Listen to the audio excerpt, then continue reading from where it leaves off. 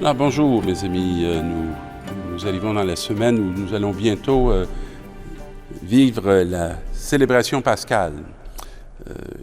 Première célébration qui a rassemblé les disciples, c'est de cette célébration que découlent tous nos dimanches, qui ne sont qu'une réactualisation de grand événement, qui est le cœur de la foi chrétienne.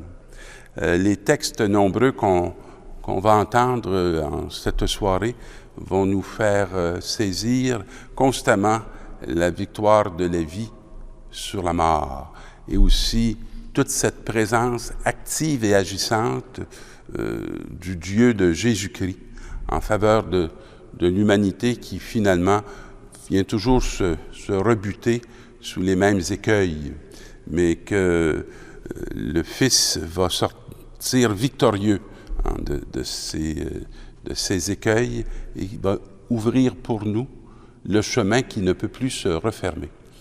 Et je vais plus particulièrement me centrer sur l'Évangile de ce soir pour, avec vous, partager une réflexion. C'est celui de l'Évangile de Matthieu, où on nous dit « Après le sabbat, à l'heure où commençait le premier jour de la semaine, Marie-Madeleine et l'autre Marie vinrent faire leur visite au tombeau de Jésus. » C'est intéressant d'abord qu'ils nous disent qu'après le sabbat, comme introduction, ça nous dit que toutes les exigences religieuses du judaïsme sont respectées. Alors les femmes ne se rendent pas au lieu de l'ensevelissement tant aussi longtemps que ceci ne leur est pas autorisé par cette loi qui vient chaque samedi orienter, je dirais, le quotidien de nos frères juifs. Alors après ce sabbat, et dans le respect de ce sabbat, comme si Dieu lui-même le respectait, on nous dit que va commencer le premier jour de la semaine. Alors voilà l'événement nouveau, une nouvelle semaine de création, une nouvelle, je dirais, création qui va être toute cette découverte du christianisme, de la personne même de Jésus, de sa mission et de son accomplissement.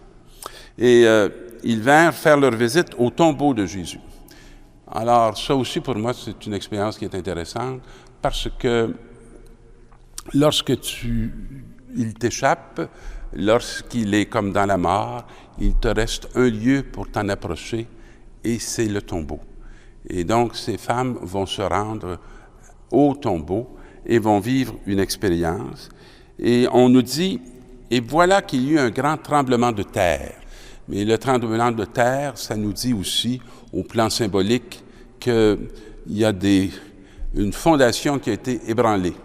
Il y a une réalité qui a bougé, et qui a bougé, et lorsque nos fondations bougent, ça nous met en grande insécurité, parce qu'on est habitué d'avoir des points d'appui qui nous donnent une solidité et une stabilité. Et lorsque nos points d'appui n'y sont plus, c'est comme si on se retrouvait dans une angoisse et dans des inquiétudes que l'on peut comprendre. Alors, l'ange du Seigneur descendit, et voilà que là, on entre dans le langage du ciel. L'ange du Seigneur descendit dans ce tremblement de terre. C'est comme si il va y avoir une présence, il va y avoir une parole qui va s'adresser au cœur même de cette inquiétude et de cette angoisse. Et on nous dit, s'assoit sur la pierre. Un peu comme Jésus était peut-être assis au puits de la Samaritaine, ils sont assis, eux, sur le roc. Ils sont assis sur cette force qui peut être le signe d'une fondation tout à fait nouvelle. Et on nous dit qu'ils sont en vêtements blancs, ça reprend même des images qu'on a vues dans le texte de la Transfiguration. Et les gardes, dans la crainte qu'ils éprouvèrent, furent bouleversés et devinrent comme morts. Alors, ils ne sont pas du tout ouverts, ils ne sont pas capables de présence, ils sont terrifiés, terrassés, parce qu'ils doivent être en train de s'interroger sur leur propre vie, si eux qui ont mission de garder ce corps celui-ci disparaît, que va-t-il leur advenir? Alors, ils sont comme complètement paralysés. Et les anges vont s'adresser à ces femmes frêles, qui, eux, ne sont pas paralysés, et il leur dit cette parole que je trouve intéressante, « Vous soyez sans crainte. » Vous soyez sans crainte. Je ne sais pas si elle a déjà retenti dans votre vie à vous, alors que plein de personnes s'inquiétaient, étaient comme paralysées, que vous faisiez l'expérience de dire « Vous soyez sans crainte. » Je sais que vous cherchez Jésus le crucifié. Alors l'ange est très au courant des intentions, alors il cherche un crucifié. Et voici, il n'est pas ici, il est ressuscité. C'est comme si l'ange leur dit, ce n'est plus l'heure du crucifié, c'est l'heure du ressuscité. Alors, votre recherche, elle est authentique, votre recherche, elle est bonne, mais votre recherche ne peut pas advenir parce que le crucifié n'est plus. Et voici l'endroit où il reposait. Alors, on montre le lieu de la mort. On montre le linge qui est le linceul qui enveloppait le mort, rangé à sa place, un peu comme si la mort était maintenant rangée. Elle était pliée, elle était dans l'ordre et elle n'était plus le désordre. Et ils vont dire, puis vite, allez dire à ses disciples, il est ressuscité d'entre les morts, et il vous précède en Galilée. Vous le verrez, voilà ce que j'avais à vous dire. Alors l'ange met fin à une recherche et il ouvre sur une mission.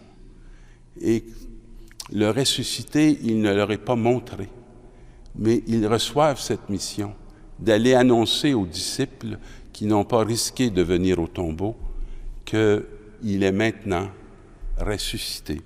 Et on nous dit, elles quittèrent le tombeau tremblantes et toutes joyeuses. Alors, elles avaient des sentiments peut-être mitigés.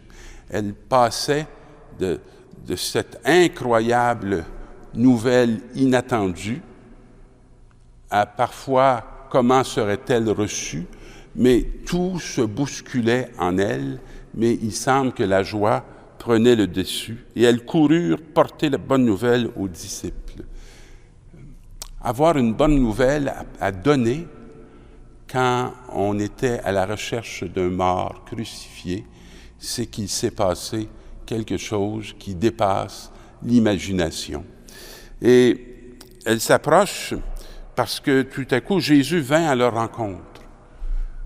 Et donc, ce n'est plus à travers le médium des anges, mais c'est à travers un contact réel où Jésus va s'approcher.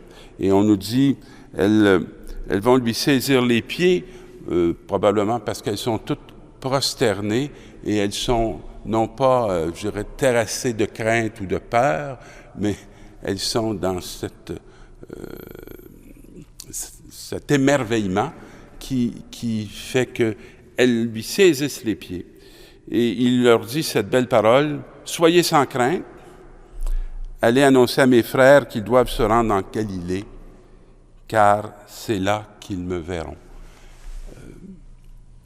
La rencontre du ressuscité nous fait courir vers les disciples, nous fait reconnaître et retrouver une communauté. Et cette communauté n'est pas invitée à se replier sur elle-même, mais elle ne peut retrouver que le vivant en allant dans la Galilée. Le ressuscité n'est pas un don qui est fait pour le temple, mais qui est fait pour le monde. Et ce n'est que dans la mesure où nous apportons cette bonne nouvelle au monde et que nous témoignons de notre expérience que nous pouvons le rencontrer. Ils ne sont pas invités à aller s'enfermer pour dire des louanges à Jérusalem, mais dans la rencontre des frères et de dire aux frères qu'eux aussi sont maintenant envoyés dans ce même monde où doit retentir la nouvelle, puisque c'est pour ce monde qu'il est venu. Joyeuse fête de Pâques.